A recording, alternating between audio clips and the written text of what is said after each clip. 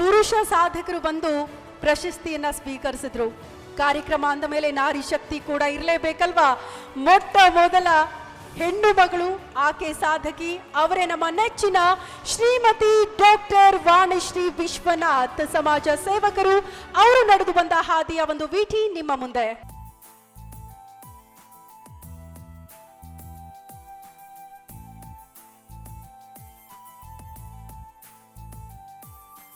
ವಾಣಿಶ್ರೀ ವಿಶ್ವನಾಥ್ ಯಲಹಂಕ ವಿಧಾನಸಭಾ ಕ್ಷೇತ್ರದ ಬಿಜೆಪಿ ಶಾಸಕ ಎಸ್ಆರ್ ವಿಶ್ವನಾಥ್ ಎಷ್ಟು ಫೇಮಸ್, ಅದಕ್ಕಿಂತ ಹೆಚ್ಚು ಹೆಸರುವಾಸಿ ವಾಣಿಶ್ರೀ ವಿಶ್ವನಾಥ್.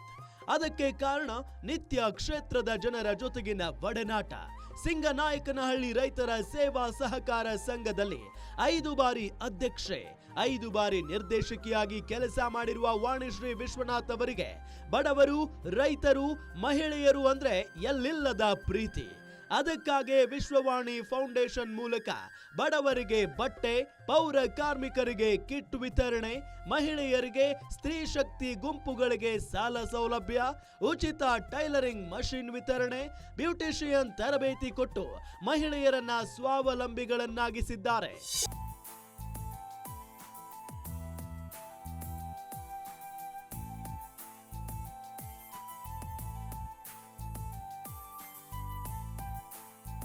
ಬಡವರಿಗೆ ಉಚಿತ ಆರೋಗ್ಯ ಶಿಬಿರ, ಕಣ್ಣಿನ ತಪಾಸಣೆ, ಕೋವಿಡ್ ಟೈಮ್ನಲ್ಲಿ ಊಟ, ಕಿಟ್, ರೇಷನ್ ಜೊತೆಗೆ ಗಾಡಿಗಳನ್ನ ಕೊಟ್ಟು ವ್ಯಾಪಾರಕ್ಕೆ ಅನುಕೂಲ ಮಾಡಿಕೊಟ್ಟಿದ್ದಾರೆ. ಇನ್ನು ಉಚಿತ ಕಂಪ್ಯೂಟರ್, ವಿಕಲಚೇತನರಿಗೆ ತ್ರಿಚಕ್ರ ವಾಹನಗಳು, ರೈತರಿಗೆ ಸಾಲ, ಹಸು ಸಾಲ ಕೊಟ್ಟು ಜನರ ಕಷ್ಟಕ್ಕೆ ವಾಣಿಶ್ರೀ ಸ್ಪಂದಿಸುತ್ತಿದ್ದಾರೆ.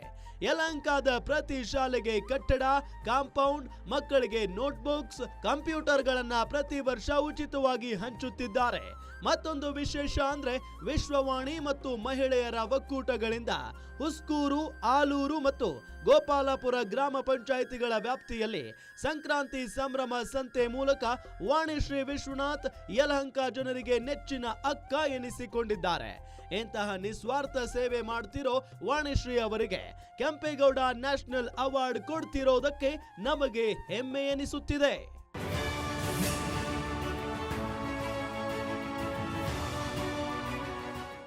ದೊಡ್ಡ ಚಪ್ಪಾಳೆಗಳ ಮೂಲಕ ವೇದಿಕೆಗೆ ಬರ್ಮಾಡ್ಕೊಳ್ಳೋ ಸಮಯ. ನಮ್ಮ ನೆಚ್ಚಿನ ಶ್ರೀಮತಿ ಡಾಕ್ಟರ್ ವಾಣಿಶ್ರೀ ವಿಶ್ವನಾಥ್, ಸಮಾಜ ಸೇವಕರು.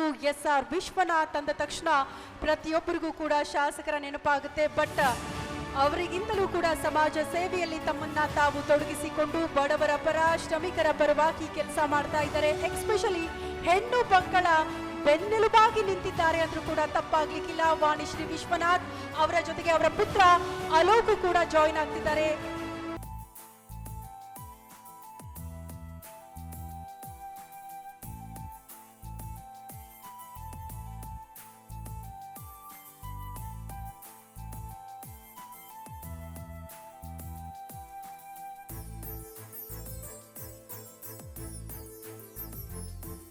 ಆಮೇಲೆ ತುಂಬ ಜವಾಬ್ದಾರಿ ಆಗುತ್ತೆ. ನನಗೆ ಬೆಂಬಲವಾಗಿ ನಮ್ಮ MLA ಸರ್ ವಿಶ್ವನಾಥ್ ಅವರು, ನಮ್ಮ ಮಗ ಅಲೋಕು, ನಮ್ಮ ಪಲ್ಲವಿ, ನಮ್ಮ ಮಗಳ ಅಪೂರ್ವ ಎಲ್ಲರೂ ತುಂಬ ನಂಗೆ ಸಪೋರ್ಟಿವ್ ಆಗಿ ಕೆಲಸ ಮಾಡಿರೋದಕ್ಕೆ ನನಗೆ ಅವಾರ್ಡ್ ಸಿಗೋದಕ್ಕೆ ತುಂಬ ಕಾರಣ ಆಯಿತು ಅಂತ ಹೇಳಕ್ಕೆ ಇಷ್ಟಪಡ್ತೀನಿ.